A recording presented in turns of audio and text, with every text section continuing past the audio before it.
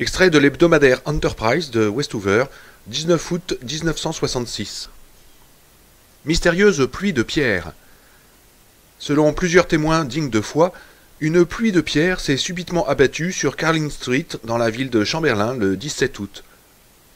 Les pierres sont tombées pour la plupart sur la maison de Mrs. Margaret White, endommageant gravement le toit et provoquant le descellement de 2 chéneaux et d'une descente d'écoulement. Les dégâts sont estimés à environ 25 $. Mrs. White, qui est veuve, habite avec sa fille, Carrietta, âgée de 3 ans. Il n'est pas possible de joindre Mrs. White pour recueillir son témoignage. Personne ne fut réellement surpris lorsque se produisit la chose. Non, pas du moins au niveau du subconscient, où s'engendrent et se développent les notions sauvages, primitives.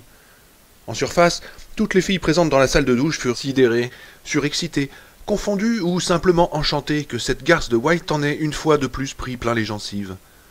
Certaines d'entre elles manifestèrent peut-être leur surprise, mais bien entendu cette surprise était feinte. Carrie était la compagne de classe de plusieurs d'entre elles depuis la 9e, et la chose s'était développée depuis ce temps-là, développée lentement, immuablement, selon toutes les lois qui gouvernent la nature humaine, développée avec la précision d'une réaction en chaîne approchant de la masse critique. Ce qu'aucune ne savait, bien sûr, c'était que Carrie White était télécinétique. Inscription gravée sur un bureau d'école primaire de Barket Street à Chamberlain. Carrie White bouffe de la merde. Le vestiaire retentissait de cris, d'échos et du crépitement liquide des douches éclaboussant le carrelage. Les filles avaient joué au volley-ball pendant la récréation et leur transpiration était légère et fraîche. Elles s'étiraient, ondulaient sous le jaillissement d'eau chaude, poussaient des glapissements, s'aspergeaient, se glissaient des pains de savon blanc. Carrie se tenait massivement, plantée au milieu d'elles, grenouille parmi les cygnes. Elle était courtaude, épaisse, avec la nuque, les épaules et les fesses constellées de taches de son et ses cheveux trempés dépourvus de couleur. Ses mèches plates collées au visage, dégoulinantes, maussades, elle restait plantée là, tête penchée, ruisselante, inerte, sous la douche. Elle avait tout de la victime expiatoire, du souffre-douleur, du canard boiteux, de la fille qu'on met en boîte à chaque instant, qui croit aux tasses à anse pour gaucher, et la réalité correspondait aux apparences. Elle ne cessait de regretter avec amertume l'absence à Evan School de douches individuelles, donc privées, comme dans les collèges de Westover et Livingston. Les autres avaient la manie de la dévisager, elle la dévisageait toujours. Une à une, les douches s'arrêtèrent. Les filles ôtèrent leur bonnet de bain au ton pastel, se frictionnant, se vaporisant au déodorant, vérifiant l'heure à la pendule au-dessus de la porte, accrochant leur soutien-gorge, enfilant leurs petites culottes. Une vapeur humide flottait dans la pièce. On aurait pu se croire dans un hammam égyptien, si ce n'était le clapotis permanent du jacuzzi dans le coin. Appels et cris ricochant sur un rythme de boules de billard, entrechoqués sur le tapis vert. Alors Tony m'a dit qu'il le trouvait affreux sur moi. Je sors avec ma sœur et son mari. Il se met les doigts dans le nez, mais elle aussi, alors dans le fond. La douche après la classe, radin pour lâcher un centime. Merde, alors Cindy et moi. Miss Desjardins, leur professeur de gymnastique, mince et sans poitrine, promena un rapide regard circulaire sur la salle et frappa dans ses mains d'un geste vif. « Eh bien, qu'est-ce que tu attends, Carrie? Le jugement dernier? La cloche dans 5 minutes. » Son short était d'une blancheur éblouissante, ses jambes d'un galbe médiocre, mais frappantes par leur musculature discrète. Un sifflet d'argent, gagné au collège dans un concours de tir à l'arc, pendait à son cou. Les filles se mirent à glousser, et Carrie releva la tête. Lentement, son regard se détourna sous la bruyante cataracte chaude et drue. À cet étrange coassement, ridiculement assorti à son aspect, les filles recommencèrent à rire. Sue Snell fouetta l'air de la serviette dont elle s'était frictionné la tête, avec la prestesse d'un illusionniste achevant un tour, et se mit à se peigner les cheveux à coups rapides. Miss Desjardins eut un geste excédé de la main à l'adresse de Carrie et sortit. Carrie tourna le robinet de la douche. L'eau cessa de couler avec un bruit de gargouillis. Ce ne fut qu'à l'instant où elle s'écarta de la douche qu'elle vire tout le sang qui lui coulait le long de la jambe. Extrait de l'ombre dissipée, exposé de certains faits vérifiés et des conclusions établies au sujet du cas de Carrietta White, par David Congress, page 34. Si aucune manifestation de télékinésie n'a été constatée chez la jeune Carrietta White lors de sa petite enfance, cela tient sans conteste à cette particularité mise en lumière par White et Sterney dans la conclusion de leur étude, la télékinésie essaie d'explication d'un don naturel. La capacité de mouvoir des objets par le seul effort de volonté ne se manifeste que dans les moments d'extrême tension nerveuse. Ce don reste profondément enfoui dans l'individu. Sinon, comment serait-il resté submergé durant des siècles tel un iceberg, dont seule apparaît l'extrémité supérieure, à la surface d'une mer de charlatanerie? Nous ne pouvons fonder nos conclusions dans le cas qui nous occupe que sur des rumeurs et des rapports imprécis, mais ces simples données suffisent à indiquer la présence chez Carrie White d'un potentiel de télékinésie d'une exceptionnelle importance. Le grand drame, c'est que nous sommes tous aujourd'hui plus ou moins désarmés devant ces problèmes. Elle a ses ours, elle a ses ours. Chris Arganson, la première, lança la formule en scandant les syllabes. Les mots ricochèrent contre les murs carrelés et se répercutèrent dans la longue pièce sonore. Susnell émit une sorte de ricanement nasal et ressentit un mélange de haine, de répulsion, d'exaspération et de pitié. Elle avait l'air tellement cloche, cette folle, plantée là, sans rien comprendre à ce qui se passait. Bon Dieu, c'est à croire que jamais... Elle a ses ours, elle a ses ours. Cela devenait une rengaine, une incantation. Une des filles dans le fond de la salle, peut-être était-ce encore Arkanson, Sue n'aurait pu l'assurer dans ce tintamarre d'écho, hurlait « Mets-y un bouchon !» avec une vulgarité agressive, sans retenue. Elle a ses ours, elle a ses ours. Carrie se tenait immobile, stupide au centre du cercle qui se formait autour d'elle, la peau ruisselante de perles d'eau. Elle restait là, sans réaction, comme un bœuf, se sachant l'objet de la risée générale, comme toujours, décontenancée mais sans surprise. Sue sentit s'accroître son dégoût en voyant les premières gouttes sombres de sang menstruel s'étaler sur le carrelage, en taches rondes, comme des pièces de 10 cents. « Mais enfin, Carrie, tu as tes règles !» s'exclama-t-elle. « Va te laver !» Carrie promena autour d'elle un regard bovin. Ses cheveux lui collaient aux joues comme un casque. Un cercle d'acné lui ponctuait une épaule. À 16 ans, les reflets fugaces de la souffrance se lisaient déjà clairement dans son regard. « Elle croit que ça sert de rouge à lèvres !» cria soudain Ruth Gogan avec un air de joie secrète, puis elle éclata de rire. Sue se souvint plus tard de cette réflexion qui s'inscrivait dans un tableau d'ensemble, mais pour l'instant ce n'était qu'un bruit inepte de plus dans le chahut général. 16 ans, elle réfléchit. Elle doit savoir ce qui lui arrive. De nouvelles gouttes de sang. Carrie, clignant des yeux, considéra autour d'elle ses camarades avec une stupéfaction lente. Hélène Shears se détourna et fit semblant de vomir. « Tu saignes !» cria brusquement Sue avec violence. « Tu saignes, grosse méduse !» Carrie baissa les yeux et regarda ses jambes. Elle se mit à pousser des cris perçants. L'écho de ses clameurs s'amplifia dans le vestiaire humide. Soudain, un tampon hygiénique la frappa à la poitrine et tomba à ses pieds avec un choc mou. Une fleur rouge imbiba le coton absorbant et s'épanouit. Puis les rires dégoûtés, méprisants, horrifiés, parurent s'amplifier pour se muer en une agressivité malfaisante, et les filles se mirent à lancer sur Carrie des tampons et des serviettes hygiéniques tirés les uns de leur sac, les autres du distributeur cassé, accroché au mur. Les projectiles volaient comme des flocons de neige et le refrain devint « Mais-y, un bouchon, mais-y, un bouchon !» Sue bombardait aussi Carrie, tout en faisant chorus avec les autres, incertaine du sens de ses gestes. Une sorte d'envoûtement s'était emparé de son esprit, il rayonnait comme une lumière au néon. Il n'y a pas vraiment de mal à faire ça, pas vraiment de mal, pas vraiment. Cette phrase s'inscrivait toujours dans sa tête, lumineuse, rassurante, lorsque Carrie se mit soudain à hurler de désespoir, à reculer en agitant les bras, à pousser des ululements entrecoupés. Les filles s'arrêtèrent, comprenant que le stade de la fission, de l'explosion, était atteint. Ce fut à ce point que, rétrospectivement, certaines d'entre elles ressentirent, affirmèrent-elles, une vive stupéfaction.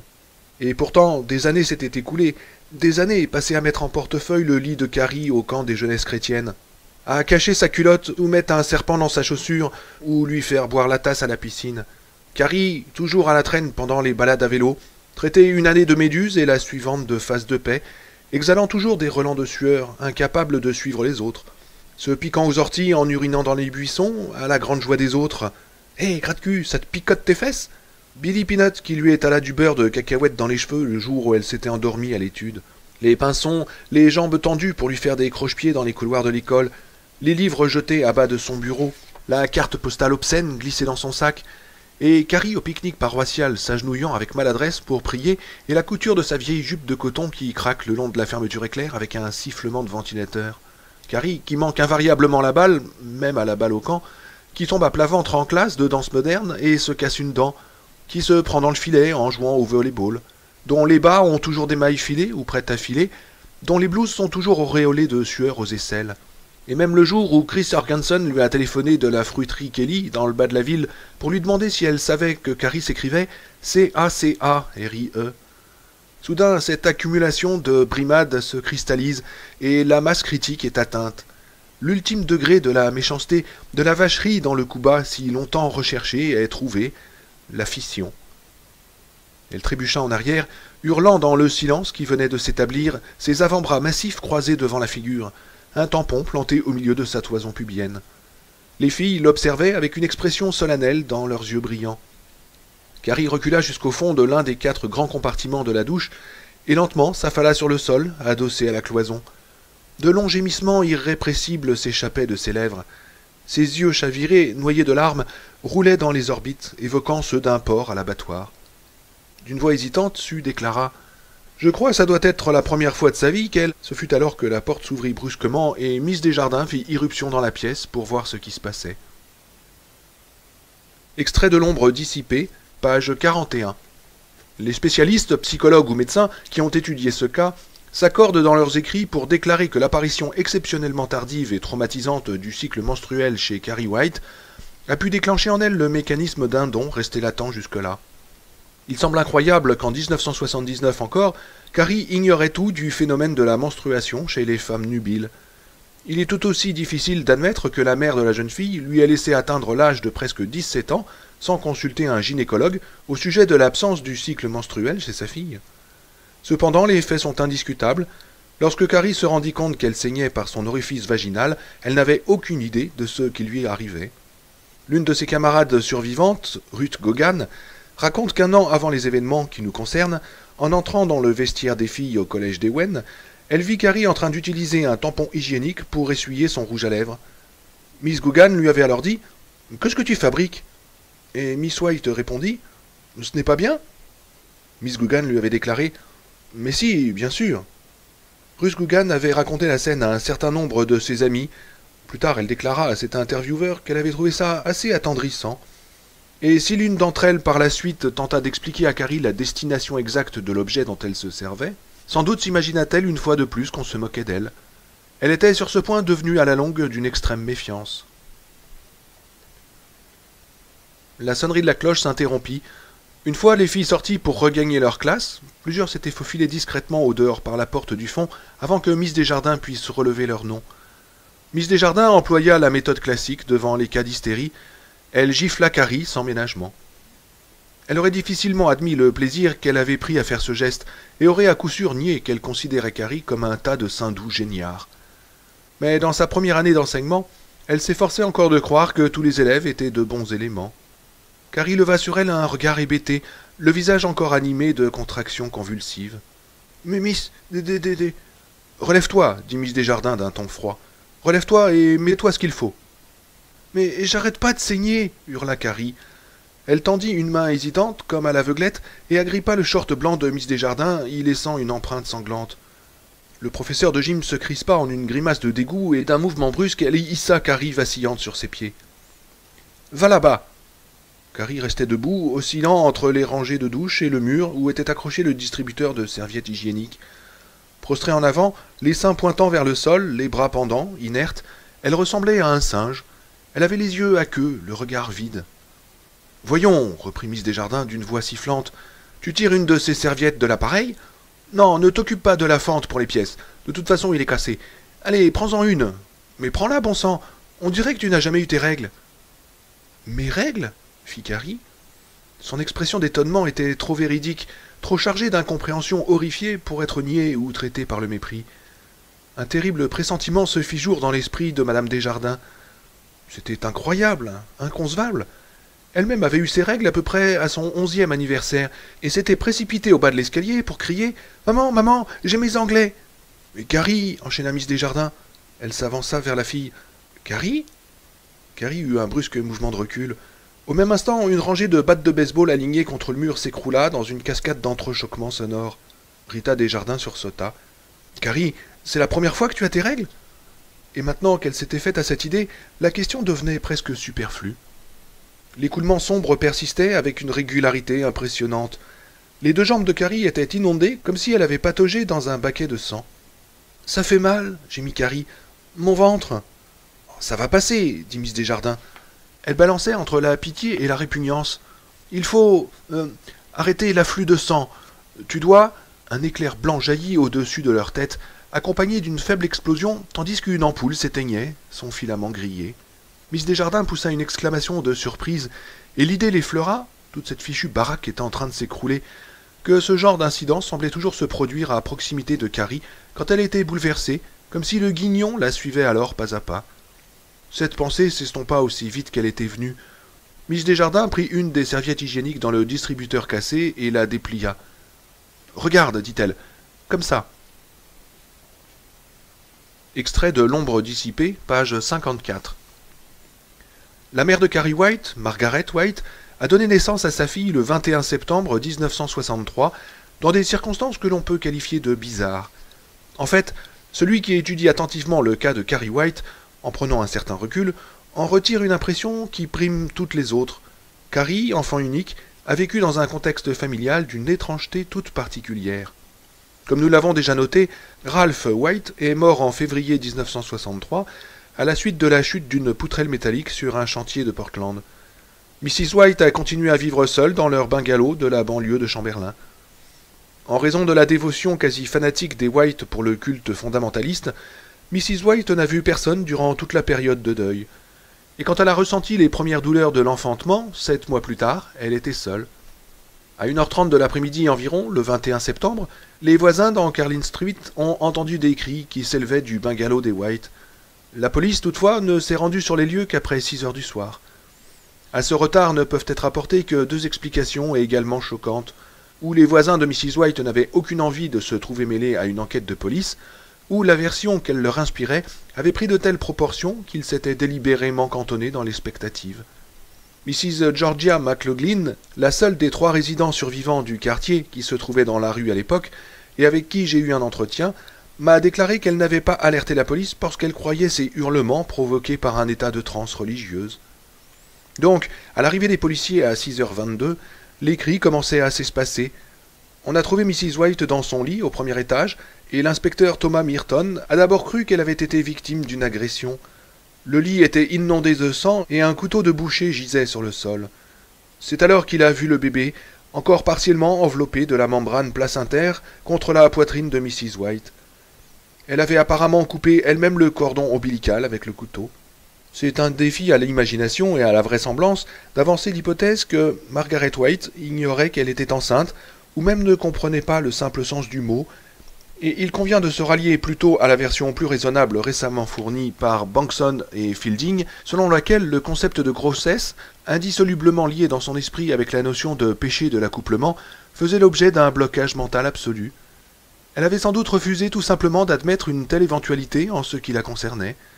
Nous disposons du texte de 3 lettres au moins, adressées à une amie habitant Kenosha dans le Wisconsin, qui semble prouver que Mrs. White s'était crue, à partir du 5e mois, atteinte d'un cancer des organes féminins, et vouée à rejoindre à bref délai son mari dans l'autre monde.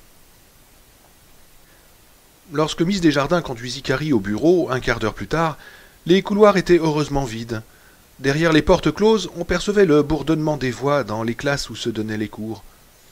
À la longue, les glapissements de Carrie s'étaient interrompus, mais elle avait continué à pleurer sans répit. Pour finir, Madame Desjardins avait mis elle-même en place la serviette, avait nettoyé tant bien que mal la fille avec des serviettes en papier humide et lui avait repassé sa culotte en jersey de coton. À 2 reprises, elle avait essayé de faire comprendre à Carrie la banalité de la menstruation, mais chaque fois, Carrie s'était plaqué les mains sur les oreilles en sanglotant de plus belle. À leur arrivée, M. Morton, le sous-directeur, sortit de son bureau. Billy Delois et Henry Tennant, 2 garçons qui, assis sur des chaises, attendaient de se faire chapitrer pour avoir séché la classe de français, ouvrirent des yeux ronds. « Entrez, dit M. Morton d'un ton brusque. « Allons, entrez vite !» Il foudroya du regard par-dessus l'épaule de Miss Desjardins les 2 garçons qui considéraient fixement les empreintes sanglantes sur son short. « Qu'est-ce que vous regardez comme ça ?»« Le sang !» répondit Henry en arborant un sourire ébahi. « 2 heures de retenue !» aboya Morton. Il abaissa les yeux sur cette main rouge en filigrane, sur le tissu, et battit des paupières. Vivement, il ferma la porte derrière eux et se mit à fouiller le tiroir supérieur de son classeur, à la recherche d'un formulaire d'accident. « Vous ne vous sentez pas mal Carrie, précisant Miss Desjardins. C'est Carrie White. M. Morton avait enfin déniché un imprimé. Une large tache de café s'y étalait. « Cette formalité ne sera pas nécessaire, monsieur Morton, ajouta-t-elle. Oh, je suppose qu'elle est tombée du trampoline. Il faut que nous... Non, non, reprit madame Desjardins. Mais je crois qu'on devrait permettre à Carrie de rentrer chez elle tout de suite. Elle a subi un choc violent. Madame Desjardins eut un regard significatif, mais il ne sut pas le déchiffrer. Bon, très bien. Si c'est votre avis, d'accord. Morton fit disparaître le formulaire froissé au fond du tiroir, qu'il referma d'un geste sec en se coinçant le pouce. Il eut un cri étouffé, pivota avec agilité vers la porte, l'ouvrit à la volée, lança un regard furibond à Billy et Henry et lança « Miss Fish, pouvez-vous m'établir une fiche d'exemption au nom de Carrie Wright ?»« White, rectifia Miss Desjardins. White, répéta Morton. Billy Deloyce émit un ricanement. 8 heures de colle, rugit Morton. Une ampoule pleine de sang se formait sous l'ongle de son pouce, fichtrement douloureux. Carrie n'avait pas cessé de pleurer. Miss Fish apporta le petit imprimé jaune et Morton y griffonna ses initiales avec son stylomine d'argent, grimaçant sous la pression douloureuse que subissait son pouce blessé. « Voulez-vous qu'on vous reconduise, Cassie » demanda-t-il. « Nous pouvons appeler un taxi si vous voulez. » Elle secoua la tête. Il remarqua avec dégoût une grosse bulle de mucus verdâtre qui lui pendait à la narine. Morton détourna les yeux pour regarder Miss Desjardins.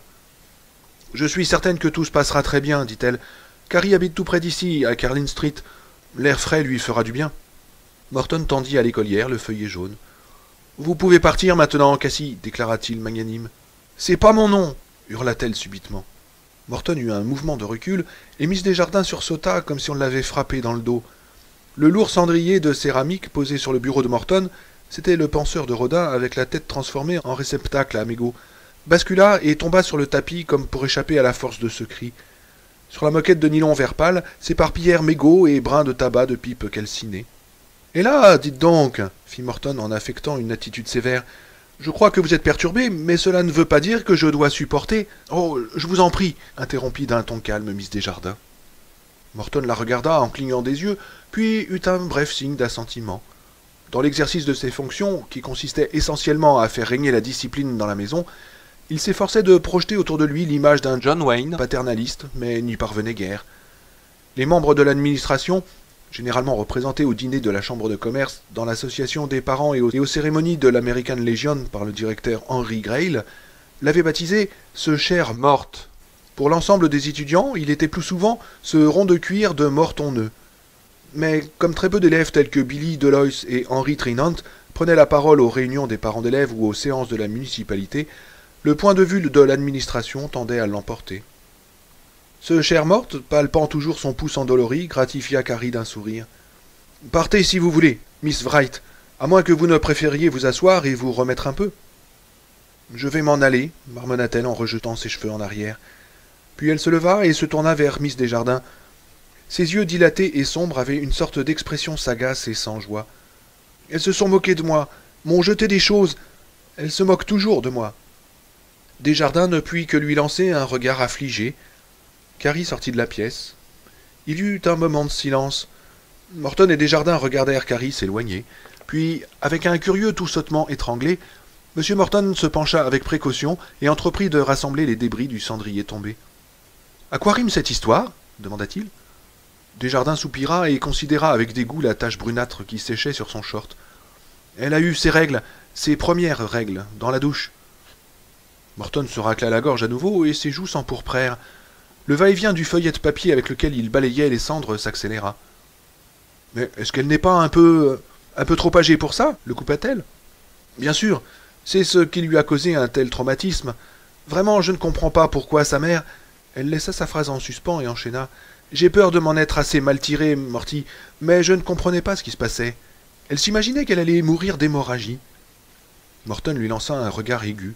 « Pour moi, ajouta-t-elle, il y a encore une demi-heure, elle ne connaissait même pas l'existence de la menstruation. »« Voulez-vous me donner cette petite brosse, Miss Desjardins ?»« Oui, c'est ça. » Elle lui tendit l'objet, dont le manche s'ornait d'un slogan publicitaire. « Le comptoir Chamberlain balaie tous vos problèmes. » Il s'appliqua à recueillir sur son bout de papier les cendres et mégots éparpillés.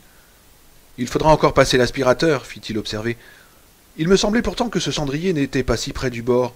Curieux comme les objets peuvent tomber. » Il se cogna la tête à l'angle du bureau et s'assit brusquement par terre. « J'ai peine à croire qu'une élève de ce collège, ou de tout autre collège d'ailleurs, puisse y passer 3 ans sans avoir jamais entendu parler de menstruation, Miss Desjardins.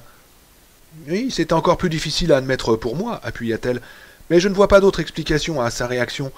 Elle a toujours été le souffre-douleur des autres. Ouais. Il fit tomber les cendres et mégots dans la corbeille à papier et s'épousseta les mains. Ça y est, je crois que ça me revient. White, la fille de Margaret White, sûrement. Ça explique un peu la situation.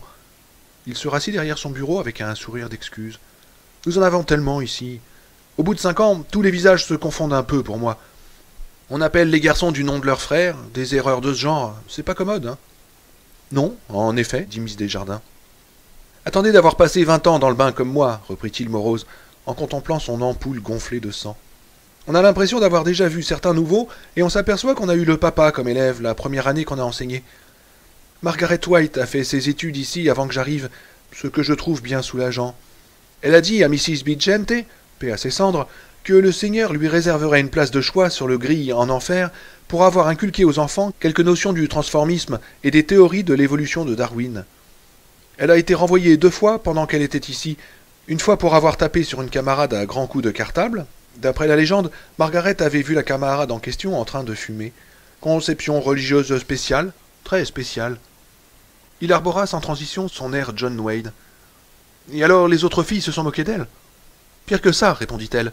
Elle poussait des hurlements et lui jetait des serviettes hygiéniques à la tête quand je suis entré. Elle lui lançait comme des cacahuètes. Oh, mon Dieu! John Wayne disparut, M. Morton devint cramoisi. Vous avez relevé les noms? Oui, mais pas tous, quoiqu'il y aura sans doute des dénonciations. Il m'a semblé que Christine Arganson était la meneuse, comme d'habitude. Chris et sa bande de perruches, murmura Morton. Ouais, Tina Blake, Rachel Spice, Helen Shires, Donna Thibodeau et sa sœur Marie, Lila Grace, Jessica Upshaw et Sue Snell. Elle fronça les sourcils. Je ne me serais pas attendu à ça de la part dessus. Jamais je ne l'ai vu tremper dans ce genre de chahut. Avez-vous parlé au responsable? Demanda-t-il. Miss Desjardins eut un rire bref, chargé d'amertume. Oh, je les ai surtout mises dehors. J'étais trop déboussolé, et Carrie commençait une crise d'hystérie. Ah, je vois. Il croisa les mains. Avez-vous l'intention de leur dire quelque chose? Ouais, mais c'était un oui sans conviction. Il me semble que vous avez un ton bien... Oui, c'est probable, en effet, coupa-t-elle d'un ton soucieux. On vit ici dans une maison de verre, voyez-vous. Je comprends ce qu'ont ressenti les filles. Moi-même, j'avais envie d'empoigner cette Carrie et de la secouer. Il y a peut-être une espèce d'instinct chez les femmes à propos de la menstruation qui les rend agressives, je ne sais pas. Je vois encore Susnell avec cette expression qu'elle avait. Ouais, refit Morton d'un air sagace. Il ne comprenait rien aux femmes et n'éprouvait aucun désir de débattre le sujet de la menstruation. Je leur parlerai demain, promit Desjardins en se levant. Je leur passerai un sérieux savant. Parfait. Que la punition soit adaptée à la faute. Et si vous jugez nécessaire de m'envoyer une de ces filles, n'hésitez pas. Entendu, dit-elle avec douceur. Au fait, une ampoule a sauté pendant que j'essayais de calmer Carrie. Il ne manquait que ça au tableau. Je vais envoyer un gardien s'occuper de ça, promit-il. Et merci d'avoir fait de votre mieux, Miss Desjardins. Voulez-vous demander à Miss Fish de m'envoyer Billy et Henry? Certainement. Elle sortit. Morton se renversa en arrière sur son fauteuil et fit le vide dans son esprit. Lorsque Billy Deloys et Henry Trinant, sécheurs de cour endurcis, entrèrent dans son bureau, l'air penaud, il les foudroya allègrement du regard, bien décidé à ne pas mâcher ses mots. Comme il le confiait souvent à Hanks Grail, les sécheurs de cour, il n'en faisait qu'une bouchée pour son déjeuner. Graffiti gravé dans un bureau du collège de Chamberlain. Les roses sont rouges, les violettes bleues, le miel sucré, mais Carrie White bouffe de la merde. Elle descendit Ewen Avenue et traversa l'intersection de Carlin Street à hauteur du feu rouge. La tête baissée, elle s'efforçait de ne penser à rien. Des crampes lui parcouraient le corps en longues vagues douloureuses, la forçant par instants à ralentir le pas, comme une voiture au carburateur encrassé. Elle gardait les yeux fixés sur le trottoir, particules de quartz brillantes dans le ciment, traces de jeu de marelle aux lignes de craie presque effacées, pastilles grises de chewing-gum aplaties, emballages froissés de bonbons ou de chocolat. Elle me déteste toute, et elle n'arrête jamais. Jamais elle ne se fatigue de me tourmenter. Un penny coincé dans une fissure, elle lui donne un coup de pied. Voir Chris Arkenson criant grâce, couverte de sang, avec des rats qui lui grignoteraient la figure. Bien, bien, oh, ce serait si bien. Un caca de chien étalé sous le poids d'un soulier, des capsules de métal noircies écrasées à coups de pierre par un gamin, des mégots.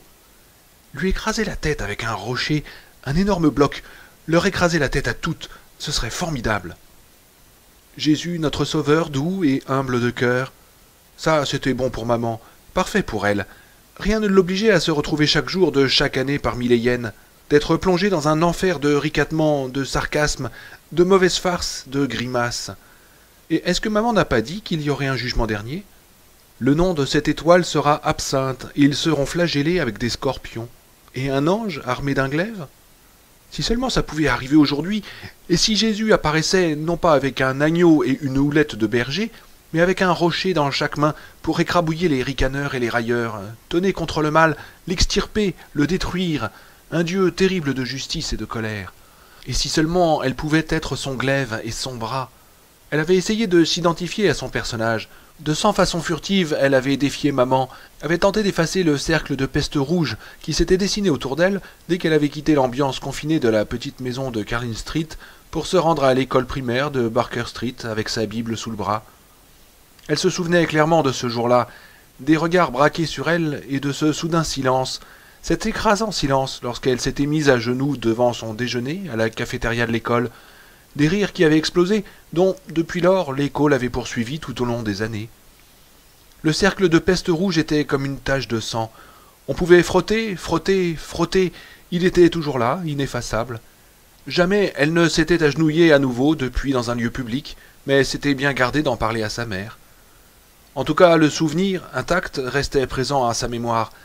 Avec maman, elle avait mené une lutte serrée à propos du camp de vacances des jeunesses chrétiennes, et avait gagné elle-même l'argent pour s'y rendre en faisant des travaux de couture.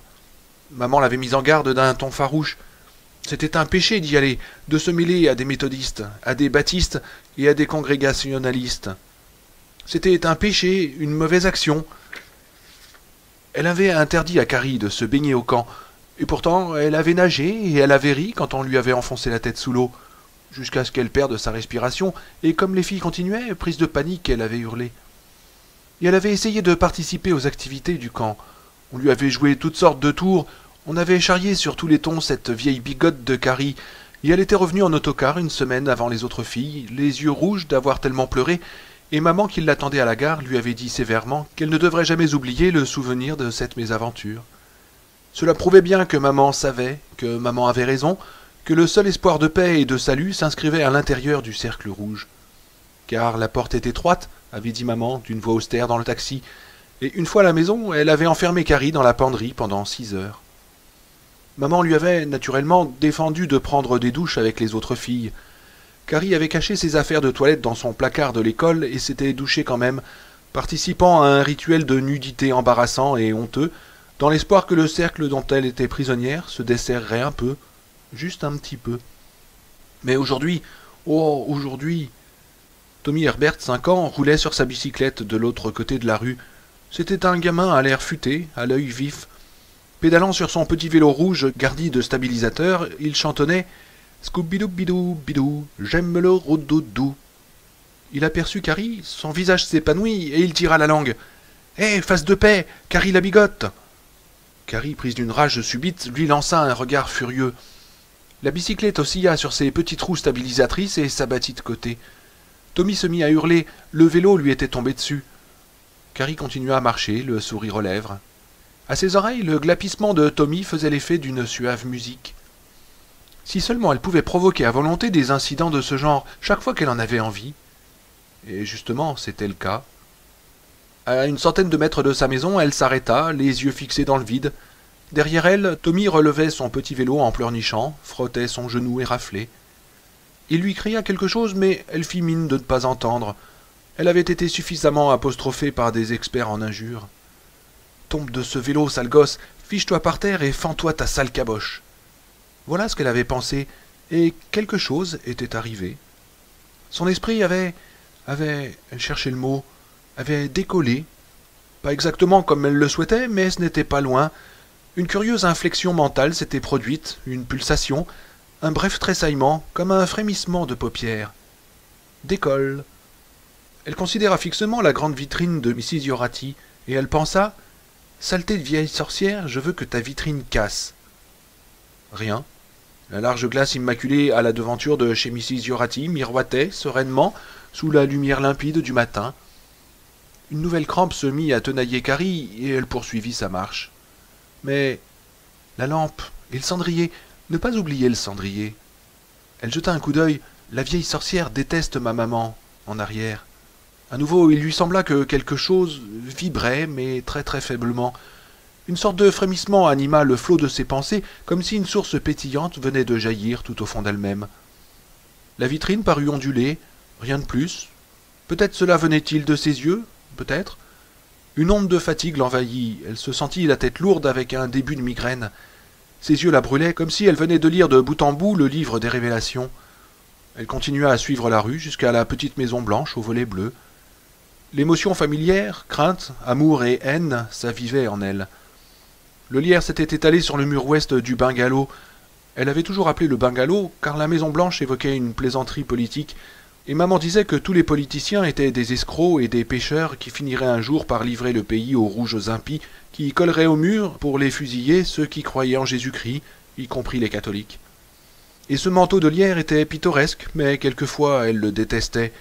Quelquefois, comme aujourd'hui, la masse du lierre ressemblait à une grotesque main géante, sillonnée de longues veines saillantes, surgie du sol pour agripper la maison. Elle s'approcha en traînant les pieds. Bien sûr, il y avait eu les pierres. Elle s'arrêta encore une fois, battant mollement des paupières dans la lumière du jour. Les pierres, maman ne parlait jamais de ça. Carrie ne savait même pas si sa maman se rappelait encore le jour des pierres. C'était étonnant qu'elle-même s'en souvienne si bien. Elle était alors toute petite fille. Quel âge? 3, 4 ans? Il y avait eu cette fille en costume de bain blanc, et ensuite les pierres étaient arrivées. Et des choses avaient volé dans la maison. Le souvenir ressurgissait brusquement à sa mémoire, intact, précis, lumineux, comme s'il y avait toujours été présent, juste au-dessous de la surface, attendant la venue d'une sorte de puberté mentale. Attendant peut-être aujourd'hui.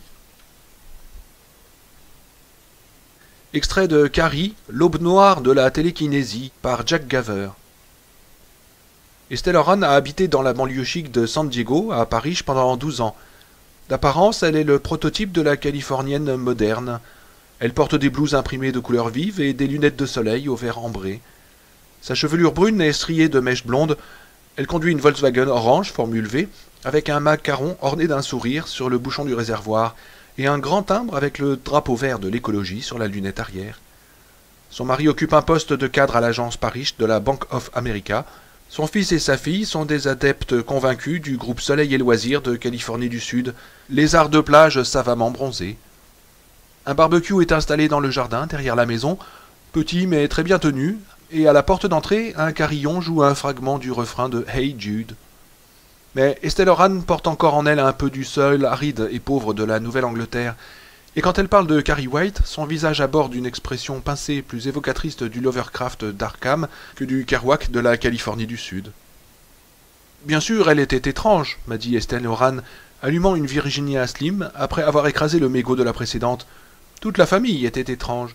Ralph était ouvrier dans la construction, et les gens de son quartier disaient qu'il partait tous les jours au travail avec une Bible et un revolver 38. La Bible était pour la pause café et le casse-croûte de midi. Le 38, il le tenait prêt au cas où il aurait rencontré l'Antéchrist sur le chantier. C'était un grand type au teint olivâtre avec les cheveux coupés en brosse ultra courte. Il avait toujours l'air hargneux, et on ne pouvait pas soutenir son regard. Ses yeux avaient un éclat insoutenable. Il semblait littéralement flamboyer. Quand on le voyait s'approcher, on traversait la rue, et il n'était pas question de lui tirer la langue dans le dos. Jamais. Il était terrifiant. Elle s'interrompit, tire des bouffées de sa cigarette et souffle des nuages bleuâtres vers les poutres de pseudo-séquoia qui s'entrecroisaient au plafond. Stella Oran a vécu à Carlin Street jusqu'à l'âge de 20 ans, tout en faisant ses études au Lewin Business College de Moton. Mais elle se souvient clairement de l'incident des pierres. Quelquefois, dit-elle, je me demande si par hasard j'aurais pu le provoquer. Leur arrière-cour était contiguë à la nôtre, et Mrs. White avait planté une haie de séparation, mais elle n'avait pas encore poussé. Elle s'en prenait constamment à ma mère pour l'exhibition à laquelle je me livrais dans notre cour. Disons tout de suite que mon maillot de bain était parfaitement convenable, même pudique selon nos critères d'aujourd'hui, un simple Janssen d'une pièce. Mrs. White n'arrêtait pas de se plaindre de ce spectacle scandaleux pour sa petite. Ma mère, bon, elle tâche de rester polie, mais elle est très vive de caractère. Je ne sais pas ce que Margaret White a dit pour la mettre enfin hors d'elle par-dessus la haie. Elle a dû me traiter de putain de Babylone, je suppose. Toujours est-il que ma mère lui a répliqué que notre cour était à nous, que je m'y promènerais et y danserais la gigue toute nue si ça nous chantait, à elle et à moi. Elle lui a dit aussi qu'elle était une sale vieille bonne femme avec une boîte d'asticots en guise de cervelle. Il y a eu beaucoup de cris et d'imprécations, mais ça, c'était le bouquet. J'ai voulu m'arrêter de prendre des bains de soleil tout de suite. J'avais horreur de ces histoires. Ça me donne des maux d'estomac. Mais ma mère, quand elle est remontée, elle devient terrible. Elle est donc revenue de chez Jordan Marsh avec un petit bikini blanc, et elle m'a encouragé à me dorer au soleil autant que je voulais. Après tout, a-t-elle dit, nous sommes chez nous dans notre cour. Stella Horan esquisse un léger sourire à l'évocation de ce souvenir et éteint sa cigarette. J'ai essayé de discuter avec elle, de lui expliquer que je tenais à éviter les accrochages et ne voulais pas faire de la provocation pour relancer leur guerre de palissade. Ça n'a rien donné de bon. Vouloir calmer ma mère quand elle prenait la mouche, c'est comme arrêter un poids lourd sans frein dans une descente. Et puis, ce n'était pas tout. J'avais peur des White. Avec les fanatiques religieux de ce genre, il ne faut pas plaisanter. Ralph White était mort, mais Margaret avait peut-être bien gardé son revolver. J'étais donc allongé dans notre cour sur une couverture, le samedi après-midi, couverte de crème solaire, et j'écoutais le Top 40 à la radio. Ma mère a horreur de cette musique, et en général elle pousse les hauts cris et me demande de baisser le volume avant qu'elle ne devienne folle. Mais ce jour-là, c'est elle-même qui l'a amplifié. Du coup, j'avais vraiment l'impression d'être la putain de Babylone en personne. Pourtant, personne n'est sorti de la maison chez les White, même pas la vieille pour prendre sa lessive. Voilà un autre détail, jamais elle ne met de dessous à sécher sur le fil. Même pas ceux de Carrie qui n'avait que 3 ans à l'époque. Non, toujours dans la maison. J'ai commencé à me détendre. Je devais m'imaginer que Margaret avait emmené Carrie au parc pour faire ses dévotions au Seigneur, en pleine nature. Toujours est-il qu'au bout d'un moment, j'ai roulé sur le dos et me suis assoupi. Quand je me suis réveillé, Carrie, debout à côté de moi, me regardait. Elle interrompit son récit, fronce les sourcils, le regard perdu dans le vague. Au dehors, les voitures défilent sans interruption. Je perçois le léger ronronnement de mon magnétophone. Mais tout cela me fait l'effet d'une mince plainte brillante qui recouvre un monde obscur, inquiétant, un monde réel peuplé de cauchemars. C'était une si jolie petite fille, reprend Stella Horan en allumant une autre cigarette. J'ai vu des photos d'elle prises au collège, et puis cette horrible couverture en noir et blanc de Newsweek. Je les regarde longuement, et une seule idée me vient à l'esprit. Comment, Seigneur Dieu, a-t-elle pu en arriver là? Qu'est-ce que cette femme lui a fait? Ça me rend malade d'y penser. Elle était tellement charmante avec ses joues roses, ses yeux marrons et ses cheveux blonds, qui deviendront cendrés plus tard. Ça se reconnaît à la couleur. Délicieuse, voilà le mot qui convient le mieux. Elle était délicieuse, délurée, innocente. La maladie de sa mère ne l'avait pas trop entamée, pas encore. Je me suis réveillé progressivement et j'ai voulu lui sourire. Je ne savais pas trop quoi faire. Très engourdi par le soleil, ma cervelle fonctionnait au ralenti. J'ai dit « Bonjour ». Elle portait une petite robe jaune assez mignonne, mais bien trop longue pour une gamine en plein été. Elle lui arrivait au mollet. Elle ne m'a pas rendu mon sourire. Simplement, elle a tendu la main et m'a demandé « C'est quoi, ça ?» J'ai baissé les yeux et je me suis rendu compte que mon soutien-gorge avait glissé pendant que je dormais. Je l'ai remis en place et j'ai répondu « Ce sont mes seins, Carrie. » Alors elle a dit, d'un ton très solennel « Je voudrais bien en avoir aussi. » J'ai répondu « Il faut attendre, Carrie, tu n'en auras pas avant 8 ou 9 ans. » Non, j'en aurai pas, a-t-elle répliqué. Maman m'a dit que les filles sages n'en avaient pas. Elle avait une expression bizarre pour une petite fille de son âge, ni triste, ni prude. J'avais peine à croire ce que j'avais entendu, et j'ai dit la première chose qui me venait à l'esprit. « Mais je suis une fille sage, moi, et ta mère, elle n'a pas de sein ?» Elle a baissé la tête et murmuré quelque chose d'une voix si basse que je n'ai pas compris. Je lui ai demandé de répéter. Elle m'a regardé d'un air méfiant et m'a dit que sa maman avait fait quelque chose de dégoûtant pour m'avoir. Et c'était pour ça qu'elle en avait. Elle les appelait ses sales bosses, comme si cela s'écrivait en un seul mot. Je croyais rêver, j'étais confondu. Je ne trouvais absolument rien à dire. Nous nous sommes regardés, et l'envie m'a pris d'enlever cette pauvre petite mioche et de me sauver avec elle. Et c'était à ce moment-là que Margaret White est sortie de sa maison par la porte de derrière et nous a vus. Pendant un long moment, elle est restée sans bouger, les yeux hors de la tête, comme si elle n'arrivait pas à y croire. Puis elle a ouvert la bouche et s'est mise à brailler. Jamais je n'ai entendu de son aussi horrible de ma vie. On aurait dit le rugissement d'un alligator au fond d'un bayou. Elle beuglait, littéralement, dans un état de rage démentiel. Sa figure est devenue aussi rouge qu'une voiture de pompiers.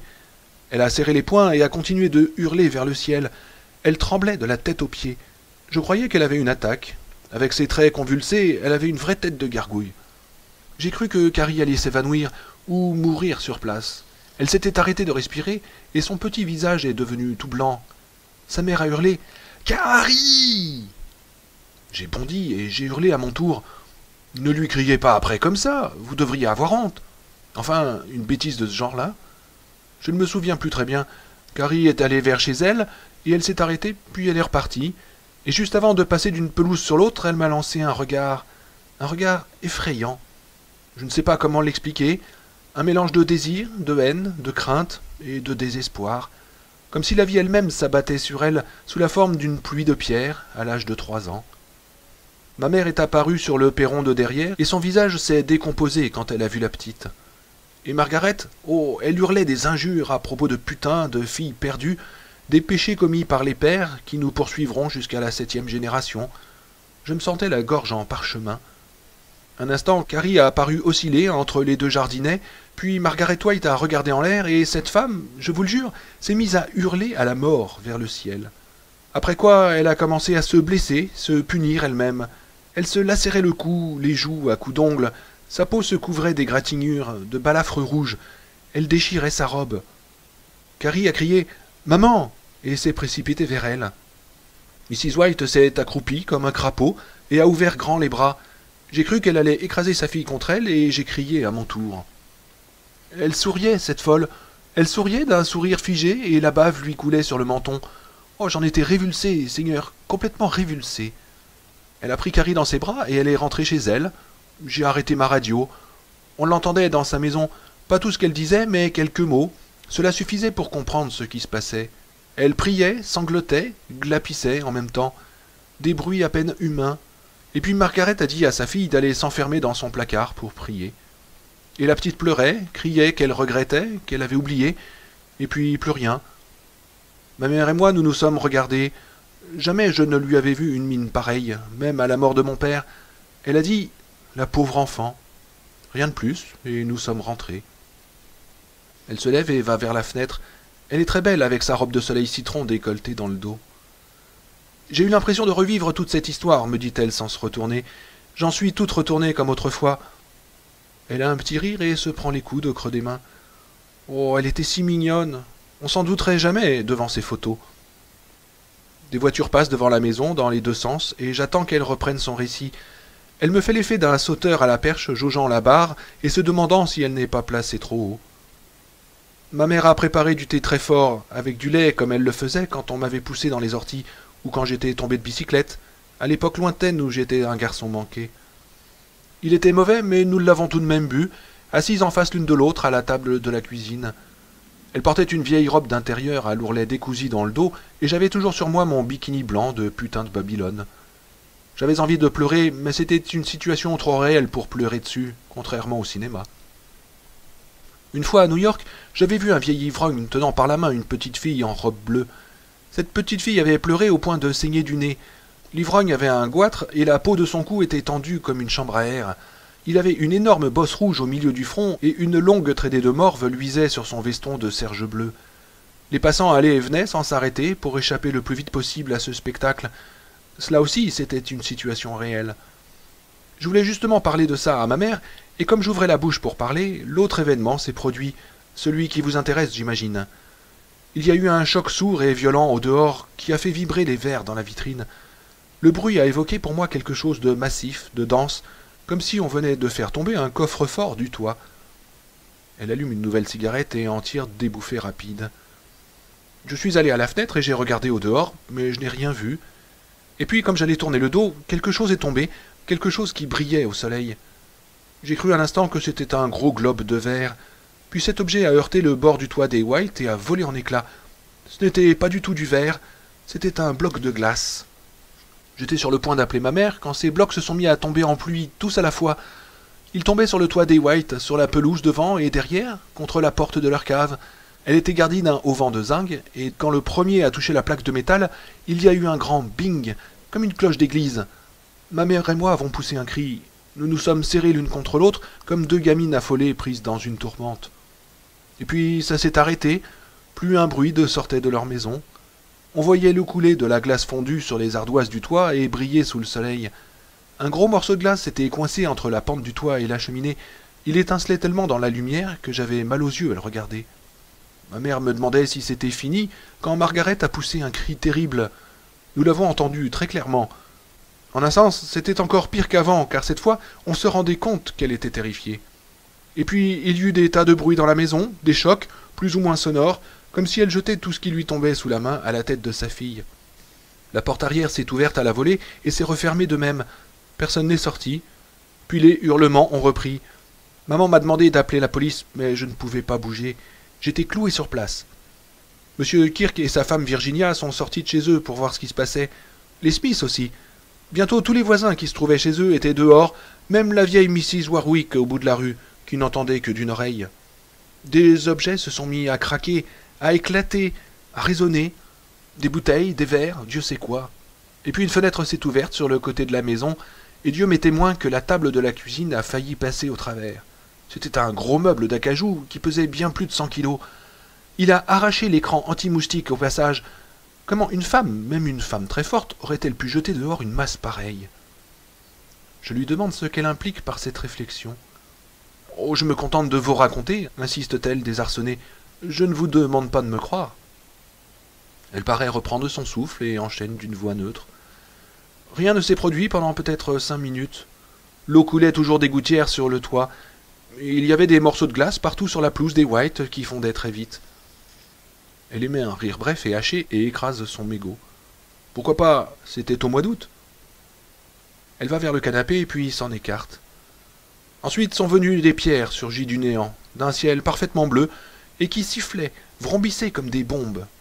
Ma mère s'est écriée, mais au nom du ciel, et elle s'est protégée la tête des 2 mains. Moi je ne pouvais toujours pas bouger, j'enregistrais tout ce qui se passait, mais j'étais transformé en statue. Peu importait d'ailleurs, rien ne tombait en dehors de l'enclos des White. Une des pierres a arraché une des gouttières qui a dégringolé sur la pelouse. D'autres ont crevé le toit et sont tombées dans le grenier. À chaque fois, les ardoises éclataient en faisant un nuage de poussière. Celles qui arrivaient par terre faisaient vibrer le sol. On ressentait l'impact dans la plante des pieds. Notre vaisselle s'entrechoquait. La vieille desserte tremblait sur ses bases et la tasse de thé de maman est même tombée sur le sol où elle s'est écrasée. Certaines pierres avaient fait des trous dans le gazon, de véritables cratères. Mrs. White a payé un récupérateur pour l'en débarrasser avec sa camionnette et Jerry Smith, qui habite au bout de la rue, lui a donné $1 en échange d'un fragment de pierre. Il est allé le montrer à la Boston University, ils l'ont étudié et lui ont dit que c'était du granit ordinaire. Un des derniers a atteint une petite table dans l'arrière-cour et l'a fracassée, mais rien de ce qui se trouvait hors de chez eux n'a été touché. Elle s'interrompit, se détourne de la fenêtre pour me regarder, et à l'évocation de ses souvenirs, ses traits se décomposent. D'un geste machinal, elle passe la main dans sa chevelure ébouriffée. On en a guère parlé dans le journal local. Le temps que Billy Harris se déplace, il était reporter à Chamberlain, elle avait déjà fait réparer le toit, et quand les gens lui ont dit que les pierres l'avaient traversé, je crois qu'il s'est imaginé qu'on se payait sa tête. Personne ne veut l'admettre, même maintenant. Vous et tous ceux qui liront ce que vous écrivez ne penseront qu'à rire de cette histoire, et diront que je n'étais qu'une espèce de piqué resté trop longtemps au soleil. Pourtant, c'est arrivé. Des tas de gens du quartier ont assisté à l'événement. Et ce qui s'est passé, encore une fois, était aussi réel que cet ivrogne traînant par la main la petite fille qui saignait du nez. Et maintenant, il y a cet autre drame. Personne ne peut l'ignorer et se contenter d'en rire. Trop de personnes sont mortes. Et ce n'est plus seulement la propriété des White qui a été touchée. Elle sourit, mais sans aucune trace d'humour. Ralph White était assuré, et Margaret avait touché une grosse somme d'argent à sa mort, une double indemnité. La maison aussi était assurée, mais elle n'a pas obtenu un sou de ce côté-là. Les dégâts avaient été causés par la main de Dieu. Une justice bien pratique, non? Elle se remit à rire, mais sans plus de gaieté que tout à l'heure.